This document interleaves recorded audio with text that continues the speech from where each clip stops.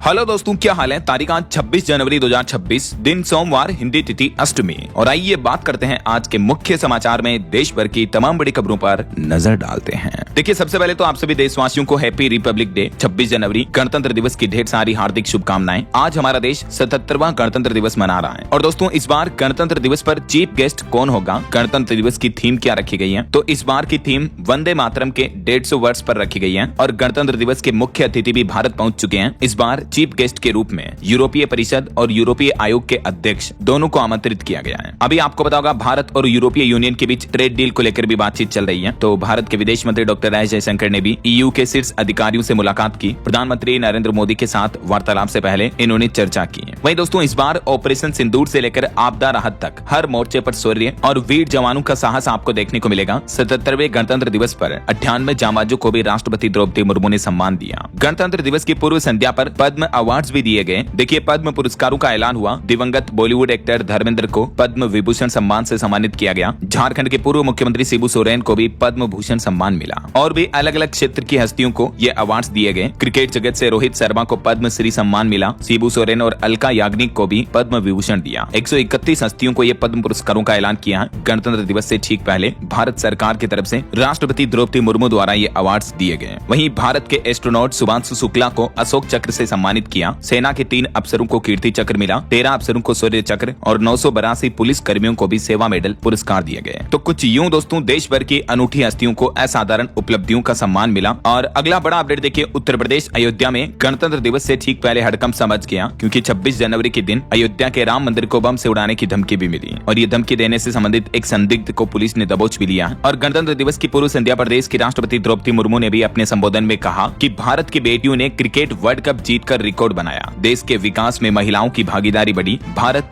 जल्द ही दुनिया की तीसरी सबसे बड़ी अर्थव्यवस्था बनेगा। ऑपरेशन सिंदूर की सफलता के पीछे रक्षा क्षेत्र में आत्मनिर्भरता रही है। और इसके साथ ही देशवासियों को राष्ट्रपति द्रौपदी मुर्मू ने गणतंत्र दिवस की शुभकामनाएं भी दी। प्रधानमंत्री नरेंद्र मोदी ने भी बीते दिन इस साल 2026 की पहली मन की बात के कार्यक्रम को संबोधित किया। और इस दरमियान वोटर्स डे के मौके पर पीएम ने देशवासियों को मतदाता दिवस की शुभकामनाएं भी दी। प्रधानमंत्री बोले कि नए वोटर्स के लिए मिठाई बांटे। भारत दुनिया का तीसरा बड़ा स्टार्टअप इकोसिस्टम भी बन चुका है। और दोस्तों, आज गणतंत्र दिवस के मौके पर एक श्रद्धांजलि गुजरात कच्छ के उन बच्चों के लिए जिन्होंने भूकंप में अपनी जान गंवाई। सैकड़ों बच्चों और 20 टीचर्स की मौत हो गई थी जब वो गणतंत्र दिवस की परेड निकाल रहे थे। तभी उन पर इमारतें ढह गई थी। ये घटना 26 जनवरी 2001 की है। इस प्राकृतिक त्रासदी को 25 साल हो चुके हैं, जब गुजरात में कच्छ के अंजार शहर में 20 स्कूलों के बच्चों की गणतंत्र दिवस की परेड निकल रही थी। तभी आए भयंकर भूकंप ने कितनी बड़ी तबाही मचाई थी। ये उस अंजार के खत्री चौक की तस्वीर आप देख सकते हैं, 2001 की। इतना तहस नहस हो गया था पूरा शहर। लेकिन अभी 2026 में ये शहर जीता जागता है, वापस चालू है, देख सकते हैं आप तस्वीरें। और इस बार गणतंत्र दिवस पर सुरक्षा व्यवस्थाएं भी कड़ी की गई है। 10,000 जवान, 3,000 कैमरे और एआई तकनीक से कड़ी निगरानी रखी जाएगी। गणतंत्र दिवस पर राजधानी दिल्ली मानो पूरी तरीके से किले में तब्दील हो चुकी है। तो चलिए दोस्तों, एक साथ वंदे मातरम बोलते हुए अब आगे बढ़ते हैं अपन आज की बड़ी खबरों की तरफ। देखिए, पहली बड़ी दुखद खबर, बांग्लादेश में अभी भी नहीं थम रही है हिंदुओं की हत्याएं। एक और सोते हुए गैराज कर्मचारी को जिंदा जला दिया गया। एक और हिंदू की मौत हुई। ये गैराज में सो रहा था, तभी बाहर से कुछ विद्रोहियों ने आग लगा दी। पिछले 40 दिनों में बांग्लादेश में 10 हिंदुओं की हत्या हो चुकी है। और ये वाकई में बड़ी चिंता की बात है। इस घटना के बाद मानवाधिकार संगठनों में भी आक्रोश देखने को मिल रहा है। चलिए अगली खबर देखिए, डॉलर के मुकाबले रुपये की गिरती कीमत का असर दिखा। अब हमारे देश में आयात यानी इंपोर्ट महंगा होगा। विदेश में पढ़ाई लिखाई करना, विदेश यात्रा करना महंगी होगी। हालांकि जो हमारे एक्सपोर्टर्स हैं उनको फायदा होगा। डॉलर के मुकाबले आपको पता होगा, पिछले कुछ दिनों से भारतीय रुपया लगातार कमजोर हो रहा है। और अभी एक दिन पहले 92 रुपए प्रति डॉलर के रिकॉर्ड निचले स्तर पर पहुंच गया रुपया। और पॉलिटिक्स से बड़ी खबर देखिए, बिहार में अब तेजस्वी यादव संभालेंगे आरजेडी की कमान। उनको पार्टी के राष्ट्रीय कार्यकारी अध्यक्ष के रूप में नियुक्त किया है। बिहार विधानसभा में नेता प्रतिपक्ष तेजस्वी प्रसाद यादव को राष्ट्रीय जनता दल ने ये अध्यक्ष के रूप में चुना है।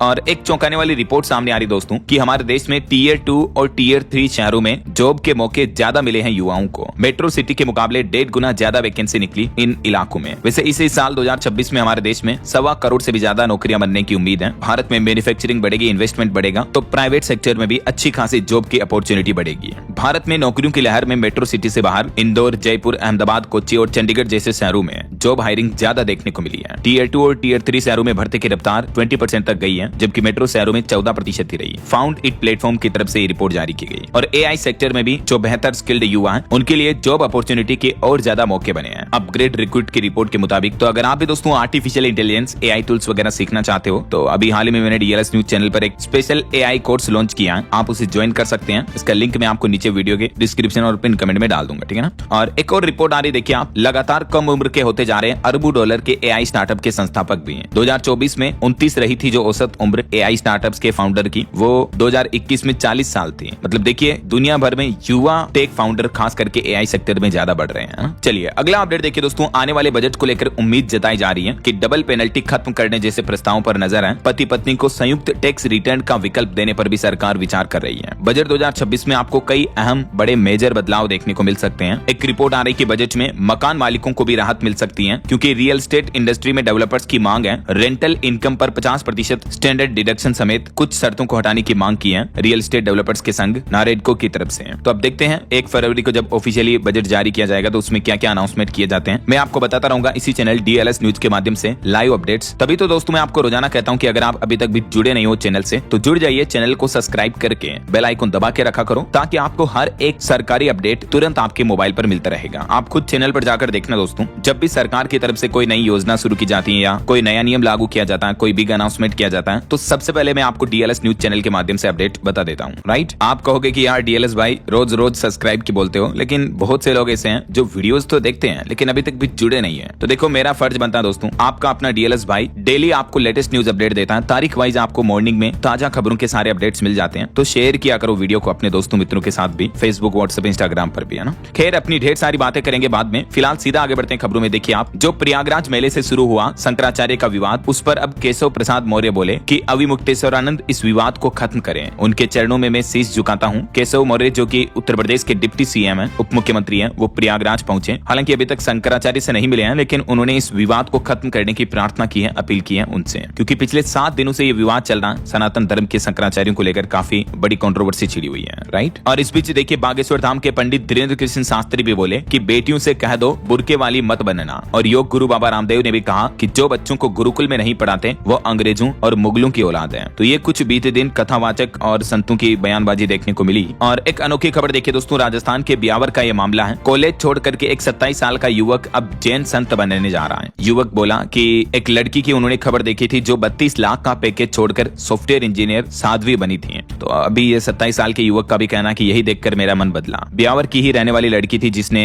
जो एडोबी कंपनी में काम करती थी। एडोबी बहुत बड़ी टेक कंपनी है इंटरनेशनल लेवल पर। एडोबी की ही आप जैसे देखते होंगे पीडीएफ रीडर है, एडोबी फोटोशॉप, आफ्टर इफेक्ट्स, बड़ी सॉफ्टवेयर कंपनी है। तो इसमें काम करने वाली ब्यावर की एक 28 साल की लड़की जो 32 लाख रुपए के सालाना पैकेज को छोड़ करके सांसारिक जीवन त्याग करके दिसंबर 2024 में जैन साध्वी बन गई थी। तो इन्हीं को देखकर अब ब्यावर के ही एक और 27 साल के युवक का भी मन बदल गया, मन में वैराग्य जागृत हो गया और वो भी दुनियादारी को छोड़ करके ये साधु संत बन गए हैं। क्या कहना चाहोगे दोस्तों आप इस बारे में, आपकी क्या राय है? आपकी राय विचार कमेंट करके बताइएगा जरूर। और फिलहाल देखिए अगली बड़ी खबर, मध्य प्रदेश के इंदौर में दूषित पानी पीने से एक और मौत हो गई। अब कांग्रेस के एक वार्ड अध्यक्ष की भी इसमें मौत हो गई और इसके साथ ही मृतकों का कुल आंकड़ा 28 के भी पार पहुंच चुका है। अभी भी हॉस्पिटल में भर्ती 2 और मरीजों की हालत काफी गंभीर चल रही है जो वेंटिलेटर पर भर्ती है, यानी ये संख्या और बढ़ सकती है। देखिए प्रशासन की कितनी गंभीर लापरवाही की वजह से 28 लोगों ने अपनी जान गंवाई। चलिए अगली खबर देखिए दोस्तों, एक चौंकाने वाली रिपोर्ट सामने आ रही है कि जहरीली हवा से हर साल फेफड़ों में आधा ग्राम प्रदूषण पहुंच रहा है, जो कि कैंसर और हार्ट अटैक की वजह बन सकता है। जबकि राजस्थान राज्य में 581 करोड़ रुपए खर्च करने के बावजूद भी राजस्थान में प्रदूषण की तस्वीर नहीं बदली है। खुद सरकार के ऑफिशियल डेटा आंकड़ों की माने तो राजस्थान में हवाओं को सुधारने के लिए केंद्र और राज्य सरकार ने 2019-20 में भी 19,000 करोड़ रुपए खर्च किए थे। क्लीन एयर एक्शन प्लान लागू किया था, लेकिन 6 साल बाद भी प्रदेश में हालात जस के तस हैं। सरकारी डेटा की माने तो पिछले 3 साल में 581 करोड़ रुपए खर्च किए गए कई सारे बड़े शहरों में पोल्यूशन कम करने के लिए, लेकिन नतीजा बिल्कुल शून्य। देखिए प्रदूषण पर एक और चौंकाने वाली रिपोर्ट तो ये आ रही है कि जंगलों की आग की वजह से भी हर साल हवा में 14.3 करोड़ टन जहर घुल रहा है। मतलब एयर पोल्यूशन बढ़ रहा है, जो दुनिया भर में जंगलों में आग लगने की घटनाएं होती है ना, उससे भी है। और इस वजह से भी हमारे शरीर में गंभीर बीमारियों का खतरा बढ़ जाता है। वहीं दोस्तों जलवायु परिवर्तन क्लाइमेट चेंज पर भी एक रिपोर्ट आ रही कि इस वजह से बड़ा खतरा बढ़ गया है। दुनिया भर में पैर पसार रहा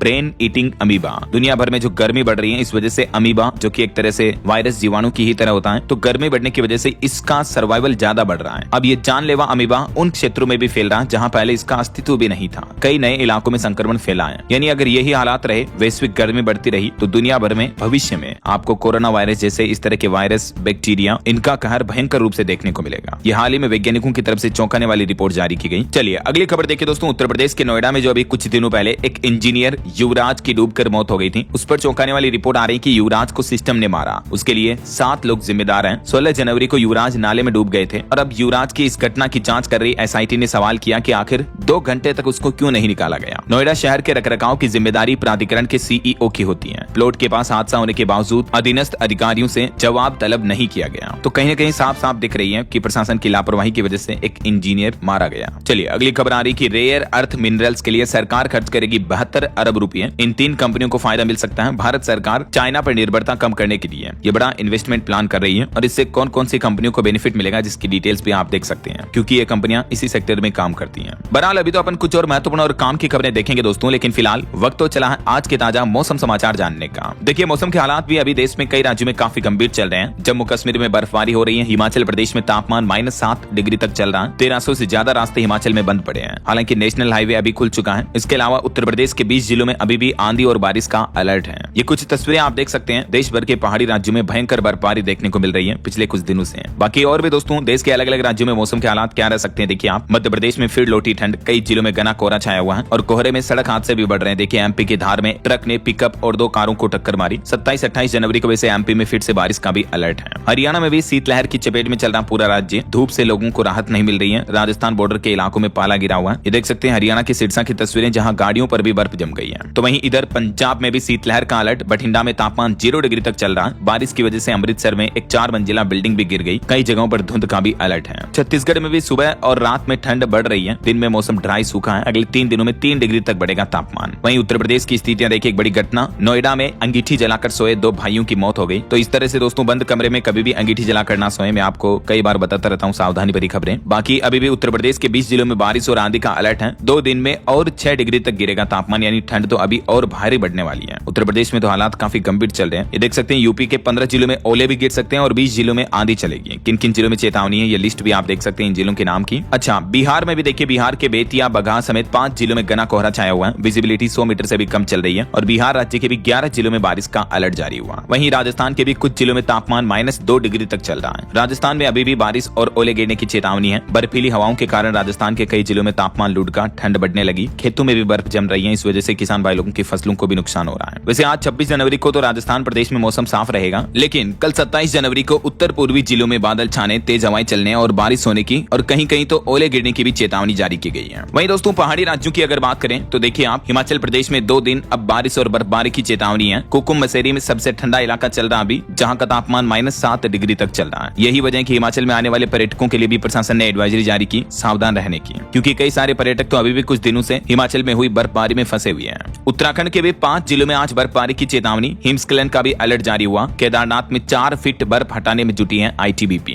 बाकी और भी अगले 2 दिन मौसम के हालात क्या रहेंगे, आज 26 और कल 27 जनवरी को कुछ कुछ इलाकों में आंधी तूफान, बिजली गिरने की भी संभावना है और कहीं कहीं बारिश की भी चेतावनी है, तो सावधान रहिएगा। वहीं उत्तर भारत और मध्य भारत के अधिकतर राज्यों में कोहरा और शीतलहर बना रहेगा। तमिलनाडु, पुडुचेरी में तेज बारिश और आंधी होगी। वहीं दोस्तों अंतर्राष्ट्रीय मौसम के हालातों पर भी एक और बड़ी खबर आ रही। देखिए आप, अमेरिका में बर्फीले तूफान से 12 राज्यों में इमरजेंसी घोषित की हुई है। बीते दिन 14,000 से ज्यादा फ्लाइट्स कैंसिल हुई। 2 लाख से ज्यादा घरों की बिजली गुल है। अमेरिका में भी अभी बर्फीले तूफान से हालात काफी गंभीर चल रहे हैं, है ना। तो ये कुछ मौसम के हालात रहेंगे। और चलिए मार्केट अपडेट से अगली बड़ी खबर देखिए आप। बीते सप्ताह स्टॉक मार्केट में हुई बड़ी गिरावट की वजह से भारत की टॉप 10 कंपनियों में से 9 की वैल्यू 2.5 लाख करोड़ रुपए तक घटी है। रिलायंस इंडस्ट्रीज को सबसे ज्यादा नुकसान हुआ, जबकि हिंदुस्तान यूनिलीवर की वैल्यूएशन 12,000 करोड़ रुपए तक बढ़ी है। चलिए आगे बढ़ते हैं अपन खबरों में। देखिए आप अगला अपडेट, राजधानी दिल्ली में खोले जाएंगे निगम श्री विद्यालय, जहां प्रतिभावान विद्यार्थियों को मिलेगा प्रवेश। गणतंत्र दिवस के मौके पर दिल्ली सरकार की तरफ से कुछ बड़ी घोषणाएं की गई हैं। और वहीं देखिए दोस्तों, महाराष्ट्र राज्य में दावोस समिट में अच्छा खासा इन्वेस्टमेंट आया। 30 लाख करोड़ के निवेश से बदलेगी राज्य की सूरत। 40 लाख युवाओं को मिलेगा रोजगार। दावोस में विश्व आर्थिक मंच वर्ल्ड इकोनॉमिक फोरम के बैठक में महाराष्ट्र सरकार और अंतर्राष्ट्रीय कंपनियों के बीच ये कुछ बड़े समझौते हुए हैं। चलिए खबर है दोस्तों, उत्तर प्रदेश की विकास गाथा अब दुनिया के नाम लिखी जाएगी। मॉस्को से लेकर ओस्का तक भारतीय दूतावासों में आयोजित हुए कुछ खास कार्यक्रम भी हैं। हाल ही में यूपी दिवस के मौके पर ये कुछ भव्य समारोहों का आयोजन हुआ, विकसित भारत विकसित उत्तर प्रदेश की थीम पर। इस दरमियान गृह मंत्री अमित शाह भी उत्तर प्रदेश का दौरा किया और यहाँ राष्ट्रीय प्रेरणा स्थल से बोले कि कि यूपी भारत की आत्मा और विकास का इंजन है। मुख्यमंत्री योगी आदित्यनाथ ने भी प्रदेशवासियों को बधाइयां देते हुए कहा कि नया उत्तर प्रदेश बना नए भारत का पथ प्रदर्शक। चलिए अगली बड़ी चौंकाने वाली खबर देखिए, टेक जगत से आ रही है। व्हाट्सएप के एंड टू एंड इंक्रिप्शन पर कुछ आरोप और सवाल लगाए गए। कोर्ट में दायर एक मुकदमे में दावा किया गया कि मेटा कंपनी आपकी प्राइवेट चैट्स देख सकती है। हालांकि कंपनी ने इन आरोपों को फर्जी बताया है, लेकिन क्योंकि दुनिया का सबसे पॉपुलर मैसेजिंग प्लेटफॉर्म है व्हाट्सएप, जिस पर ये भयंकर दावे लगे हैं, सैन फ्रांसिस्को की एक फेडरल कोर्ट में अब ये मुकदमा दायर हुआ है। देखते हैं जांच के बाद क्या खुलासा सामने आता है। और वहीं देखिए दोस्तों, राजनीति में भाषा विवाद पर बड़ी खबर आ रही है। तमिलनाडु के मुख्यमंत्री एम.के. स्टालिन बोले कि तमिलनाडु में हिंदी के लिए कोई जगह नहीं है, इसे थोपने का हमेशा विरोध करेंगे हम। तमिल के लिए हमारा प्यार कभी नहीं मरेगा। बीते दिन तमिलनाडु के मुख्यमंत्री और डीएम के अध्यक्ष ने तमिल भाषा शहीद दिवस के मौके पर राज्य के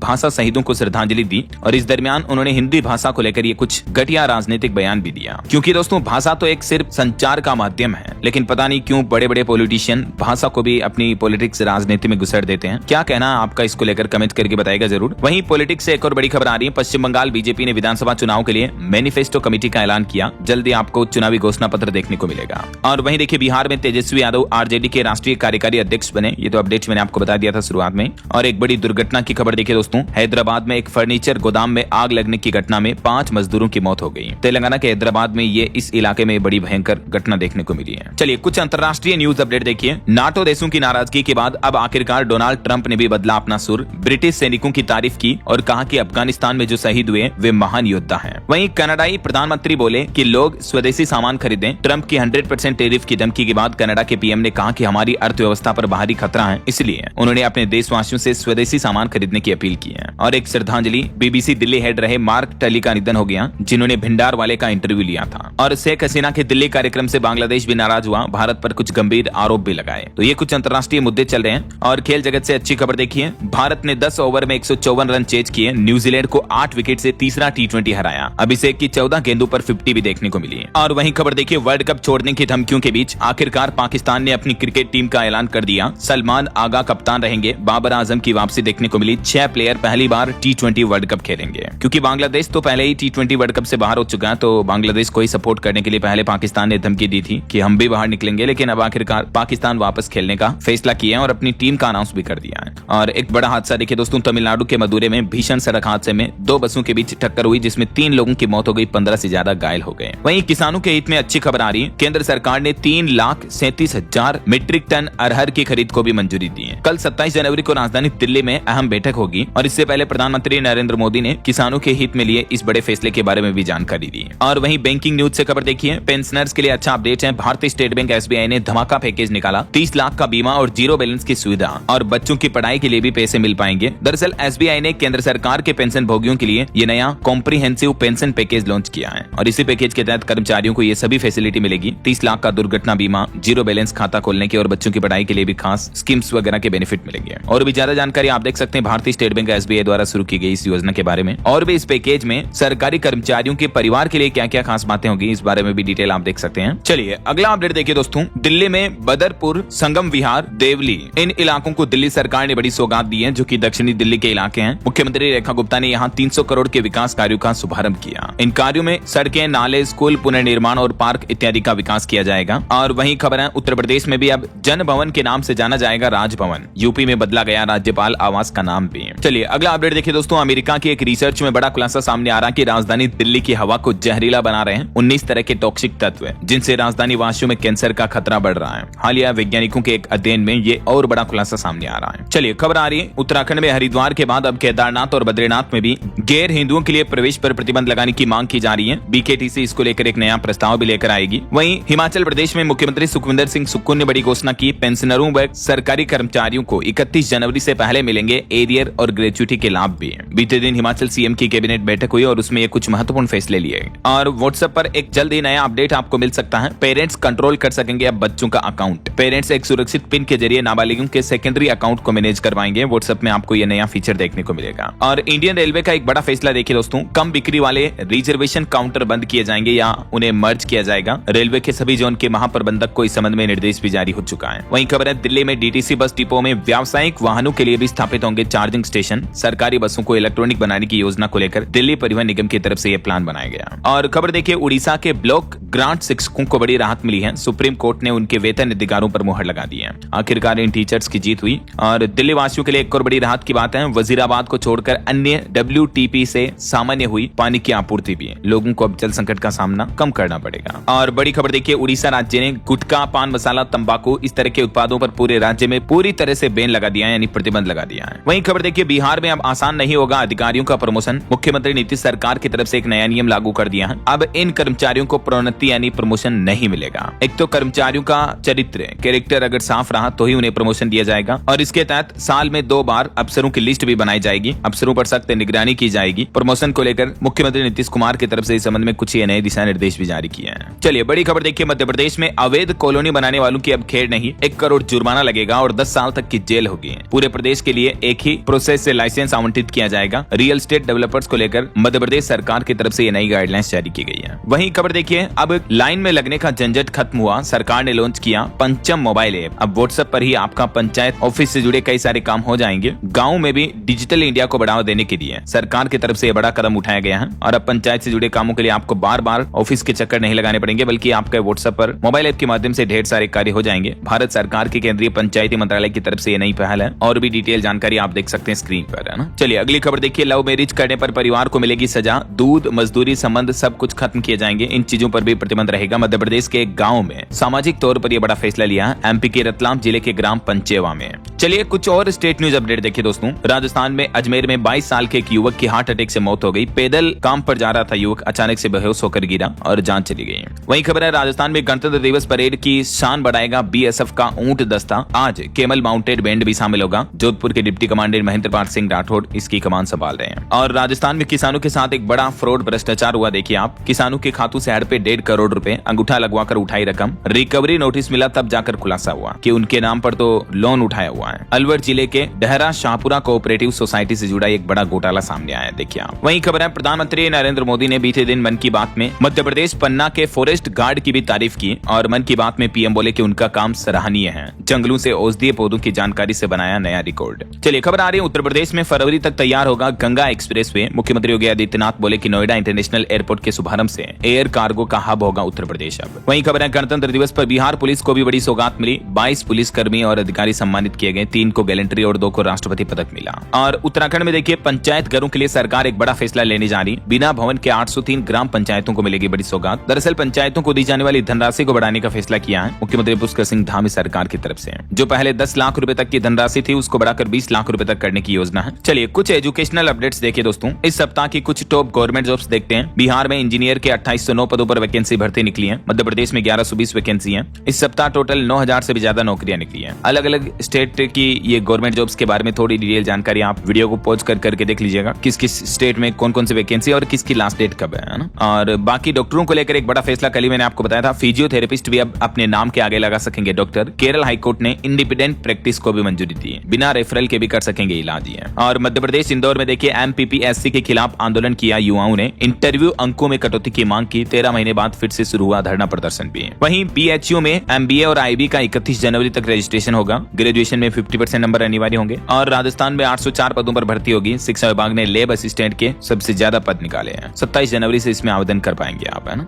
वहीं हिमाचल प्रदेश बोर्ड ने एक बड़ा फैसला लिया है। अब एग्जाम में सभी छात्रों को मिलेंगे एक जैसे सवाल। राज्य भर में परीक्षा केंद्र तय किए जा रहे हैं और नकल रोकने के लिए भी कुछ सख्त इंतजाम किए जा रहे हैं। इस बीच हिमाचल सरकार ने 10वीं 12वीं बोर्ड एग्जाम्स को लेकर कुछ नया पैटर्न लागू करने का फैसला किया है। और CBSE बोर्ड ने भी एक बड़ा फैसला लिया। पढ़ाई का दबाव कम करने के लिए सभी स्कूलों को रखना होगा करियर काउंसलर भी। ये भी कुछ नए नियम लागू किए गए हैं। और अगली बड़ी खबर देखिए, जम्मू कश्मीर में गणतंत्र दिवस की अभी बीती रात सेना ने पाकिस्तानी घुसपैठिया मार गिराया। सांबा सेक्टर में बॉर्डर पार करने की कोशिश में था ये। कठुआ में LOC पर ड्रोन भी दिखा।